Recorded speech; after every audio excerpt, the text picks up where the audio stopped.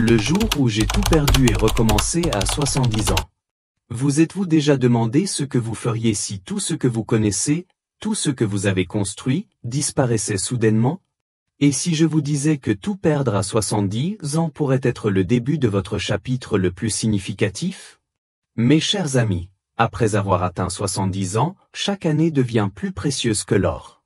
Chaque lever de soleil est un cadeau, chaque moment avec nos proches est un trésor, et chaque opportunité de recommencer est un miracle qui attend de se déployer. Aujourd'hui, je veux partager avec vous une histoire qui pourrait changer votre façon de voir les défis de votre propre vie. Nous allons explorer cette étape puissante qui peut vous aider à reconstruire et redécouvrir un but, peu importe ce que la vie vous a pris. Que vous ayez perdu un conjoint, fait face à des difficultés financières, affronté des défis de santé, ou que vous ayez simplement l'impression d'avoir perdu votre chemin, ce message est pour vous. Première étape, accepter la tempête avant l'arc-en-ciel. La première étape pour recommencer ne consiste pas à être fort ou courageux, il s'agit d'être honnête. Quand la vie s'effondre autour de nous, nous devons nous donner la permission de ressentir tout le poids de notre perte. Laissez-moi vous parler de Marguerite, une femme charmante que je connais et qui a vécu dans la même maison pendant 45 ans. À 72 ans, après la mort de son mari et l'accumulation des factures médicales, elle a dû tout vendre et déménager dans un petit appartement. Pendant des mois, Marguerite s'est assise dans ce petit espace, entourée d'une vie entière de souvenirs emballés dans des cartons, ayant l'impression que son histoire était terminée. Mais voici ce que Marguerite a découvert, et ce que vous devez savoir. Accepter votre douleur n'est pas abandonner, c'est faire de la place pour que quelque chose de nouveau puisse grandir. Tout comme un jardin doit être débarrassé avant que de nouvelles fleurs puissent éclore, nos cœurs doivent traiter la perte avant que nous puissions planter de nouveaux rêves. Quand vous faites face à votre tempête, ne vous précipitez pas pour tout réparer immédiatement. Restez avec vos sentiments. Parlez à des amis de confiance. Écrivez dans un journal. Pleurez si vous en avez besoin.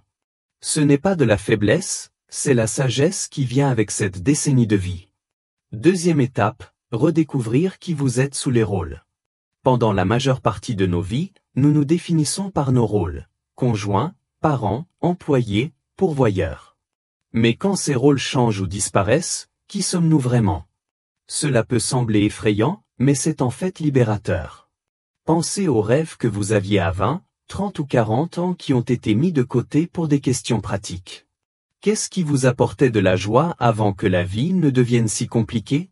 Peut-être aimiez-vous peindre, ou vous aviez un talent pour raconter des histoires, ou vous vous sentiez le plus vivant en aidant les autres. Marguerite, la femme que j'ai mentionnée plus tôt, a réalisé quelque chose de profond pendant ces mois tranquilles dans son appartement. Elle s'est souvenue à quel point elle avait aimé apprendre à lire aux enfants quand elle était jeune. Cette passion avait été enterrée sous des décennies d'autres responsabilités, mais elle était toujours là, en attente. À 73 ans, Marguerite a commencé à faire du bénévolat à la bibliothèque locale, lisant des histoires aux enfants pendant l'heure du conte. Elle m'a dit plus tard que voir ses petits visages s'illuminer lui rappelait qu'elle avait encore tant à donner. Elle n'était plus seulement Marguerite la veuve, elle était Marguerite la conteuse, Marguerite l'enseignante, Marguerite celle qui apporte la joie. Qui étiez-vous avant que la vie vous dise qui vous deviez être? Cette personne est toujours en vous, attendant d'être redécouverte. Troisième étape, construire vos nouvelles fondations pierre par pierre. Recommencer à 70 ans ne signifie pas construire un château, cela signifie créer des fondations solides et belles pour les années à venir. Il ne s'agit pas de grands gestes ou de changements dramatiques. Il s'agit de petits choix quotidiens qui s'additionnent pour devenir quelque chose de significatif.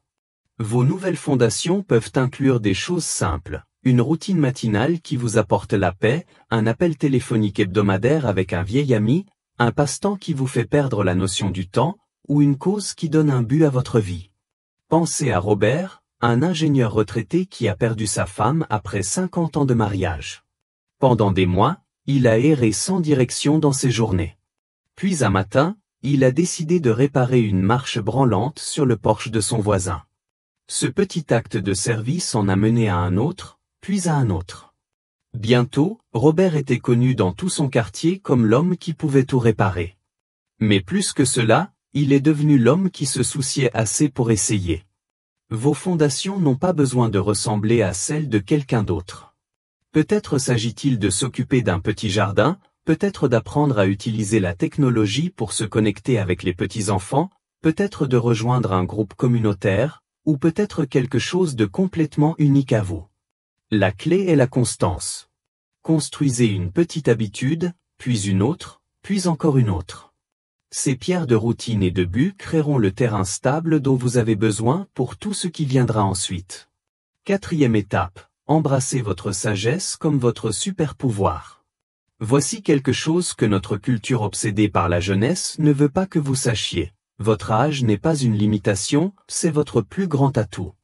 Vous avez quelque chose qu'aucune jeune personne ne peut revendiquer ou la sagesse acquise à travers des décennies de vie, d'amour, de perte et d'apprentissage. Vous avez survécu à des défis qui submergent quelqu'un de la moitié de votre âge. Vous avez vu les modes aller et venir, vous avez traversé les hauts et les bas économiques, vous avez appris ce qui compte vraiment et ce qui n'est que du bruit. Ce n'est pas quelque chose pour lequel s'excuser, c'est quelque chose à célébrer et à partager. Marguerite, notre conteuse de tout à l'heure, a découvert que les enfants n'appréciaient pas seulement sa lecture, ils étaient hypnotisés par ces histoires du bon vieux temps. Elle a commencé à partager des récits de ce qu'était la vie quand elle était jeune, et bientôt les parents demandaient spécifiquement les heures de conte de Marguerite. Son âge n'était pas un obstacle, c'était exactement ce qui la rendait spéciale. Vos rides racontent des histoires de rire et d'inquiétude surmontées. Votre rythme réfléchi parle des leçons apprises sur le fait de se précipiter dans la vie. Vos paroles mesurées ont du poids parce qu'elles sont assaisonnées d'expérience. N'essayez pas de rivaliser avec les jeunes dans leur jeu. Jouez votre propre jeu, le jeu de la sagesse, de la patience, et de la compréhension profonde de ce que signifie être humain. 5e étape, créez des connexions qui comptent. L'un des plus grands défis de recommencer plus tard dans la vie est la solitude. Les cercles sociaux sur lesquels nous nous sommes appuyés ont peut-être changé, et se faire de nouveaux amis peut sembler intimidant. Mais voici la belle vérité. Les gens de tous âges ont soif de connexions authentiques, et vous avez tellement à offrir. Le secret n'est pas d'essayer de s'intégrer là où vous n'appartenez pas. C'est de trouver votre tribu, des gens qui apprécient votre sagesse, partagent vos intérêts, ou apprécient simplement votre compagnie pour qui vous êtes. Il peut s'agir d'autres personnes traversant des transitions similaires. Il peut s'agir d'amitiés intergénérationnelles où vous servez de mentor ou de gardien de la sagesse. Il peut s'agir de personnes qui partagent vos passe-temps, votre foi, ou votre désir de faire une différence dans le monde. Laissez-moi vous parler de Thomas, qui à 74 ans se sentait complètement invisible après avoir pris sa retraite d'un travail où il était respecté et nécessaire. Il luttait contre la dépression jusqu'à ce que sa fille lui suggère d'essayer un cours à l'université du 3e âge, quelque chose qu'il avait toujours voulu faire mais pour lequel il n'avait jamais eu le temps. Thomas s'est inscrit à un cours d'écriture créative, s'attendant à se sentir déplacé parmi des étudiants plus jeunes. Au lieu de cela, il a découvert que ses camarades de classe étaient fascinés par ses expériences de vie et cherchaient souvent ses conseils. Ces histoires, assaisonnées de décennies de vie, apportaient une profondeur au cours qui enrichissait l'expérience de chacun. La clé de la connexion est de se présenter authentiquement. N'essayez pas d'être quelqu'un que vous n'êtes pas, mais ne cachez pas non plus qui vous êtes. Les bonnes personnes apprécieront le vrai vous. 6e étape, nourrir votre corps et votre esprit pour le voyage à venir. Recommencer ne concerne pas seulement le renouveau émotionnel et social, il s'agit de prendre soin du vaisseau qui vous porte à travers ce nouveau chapitre. Votre corps à 70 ans n'est peut-être plus ce qu'il était à 30 ans, mais il peut encore être fort, capable et plein de vitalité.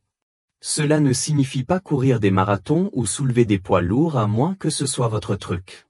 Cela signifie des soins doux et constants qui honorent où vous en êtes maintenant tout en vous aidant à maintenir votre indépendance et votre énergie.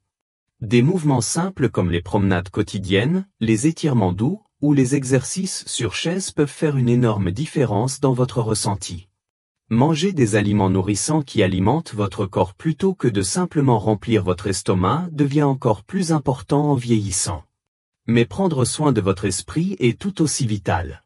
Cela peut signifier la prière, la méditation, du temps dans la nature, de la musique qui émeut votre âme, ou de l'art qui parle à votre cœur. Tout ce qui nourrit votre être intérieur mérite une place dans votre nouvelle vie. Marguerite a découvert que sa routine matinale de café sur son petit balcon, regardant le lever du soleil en écoutant de la musique classique, était devenue l'encre de chaque jour. Cela ne coûtait rien, ne nécessitait aucun équipement spécial, mais cela la remplissait de paix et de préparation pour tout ce que la journée pourrait apporter. Votre corps et votre esprit vous ont porté à travers cette décennie de vie. Ils méritent votre respect, vos soins et votre gratitude alors que vous vous embarquez dans cette nouvelle aventure. 7e étape. Écrire votre prochain chapitre avec intention. La dernière étape est peut-être la plus importante. Décidez que votre histoire n'est pas terminée, qu'elle ne fait que commencer un nouveau chapitre. Et contrairement au chapitre précédent de votre vie, celui-ci dépend entièrement de vous. Vous n'êtes plus lié par les attentes d'avancement de carrière, d'élever des enfants, ou de répondre aux définitions de succès de la société. Vous avez la liberté d'écrire ce chapitre basé sur ce qui compte vraiment pour vous. Peut-être ce chapitre concerne-t-il le contentement tranquille et les plaisirs simples. Peut-être s'agit-il d'aventures et d'essayer des choses pour lesquelles vous n'avez jamais eu le temps. Peut-être s'agit-il de service et de laisser le monde un peu meilleur que vous ne l'avez trouvé. Peut-être s'agit-il de guérir les relations et d'approfondir les connexions avec les gens que vous aimez. La belle chose est qu'il n'y a pas de mauvaise façon d'écrire ce chapitre, tant qu'il est authentiquement le vôtre. Le nouveau chapitre de Marguerite est devenu celui d'apporter de la joie aux enfants et de trouver une communauté dans des endroits inattendus. Celui de Robert est devenu celui du service et de la satisfaction de réparer des choses pour les autres. Thomas a découvert une passion pour le conte qu'il ne savait pas qu'il avait. De quoi parlera votre chapitre? La réponse n'a pas besoin de venir d'un coup. Vous pouvez la découvrir jour après jour, choix après choix, alors que vous construisez votre nouvelle vie pierre par pierre. Recommencer à 70 ans ne consiste pas à remplacer ce que vous avez perdu, il s'agit de découvrir ce que vous avez gagné à travers la perte. Il s'agit de trouver le courage d'être vulnérable, la sagesse de savoir ce qui compte, et la foi de croire que vos meilleurs jours sont peut-être encore devant vous. Souvenez-vous de Marguerite, assise dans son petit appartement, entourée de cartons, pensant que son histoire était terminée. Aujourd'hui, elle planifie un atelier de contes pour les seniors qui veulent partager leurs propres histoires. Elle me dit que tout perdre lui a appris qu'elle n'avait pas tout perdu du tout, elle avait simplement été libérée pour découvrir qui elle était vraiment. Vous avez une sagesse dont le monde a besoin. Vous avez un amour qui a été approfondi par la perte. Vous avez une force qui a été testée et prouvée. Vous avez du temps qui est précieux exactement parce que vous savez à quel point il est précieux. Que vous fassiez face à une perte en ce moment, ou que vous vous sentiez simplement coincé dans des schémas qui ne vous servent plus, souvenez-vous de ceci, il n'est jamais trop tard pour recommencer. Il n'est jamais trop tard pour découvrir un nouveau but. Il n'est jamais trop tard pour écrire un beau nouveau chapitre. J'aimerais avoir de vos nouvelles dans les commentaires ci-dessous. Quel est un petit pas que vous pourriez faire aujourd'hui vers votre nouveau départ? Quel rêve avez-vous repoussé qui pourrait vous appeler maintenant? Partagez vos pensées, cette communauté est là pour se soutenir et s'encourager mutuellement. Si ce message a touché votre cœur, veuillez lui donner un pouce vers le haut et le partager avec quelqu'un qui pourrait avoir besoin de l'entendre aujourd'hui. Et n'oubliez pas de vous abonner pour plus de sagesse douce et d'inspiration pour cette belle saison de vie que nous vivons ensemble. Souvenez-vous, mes amis, certaines des aventures les plus extraordinaires de la vie commencent à 70 ans. Votre histoire ne se termine pas, elle arrive juste à la meilleure partie.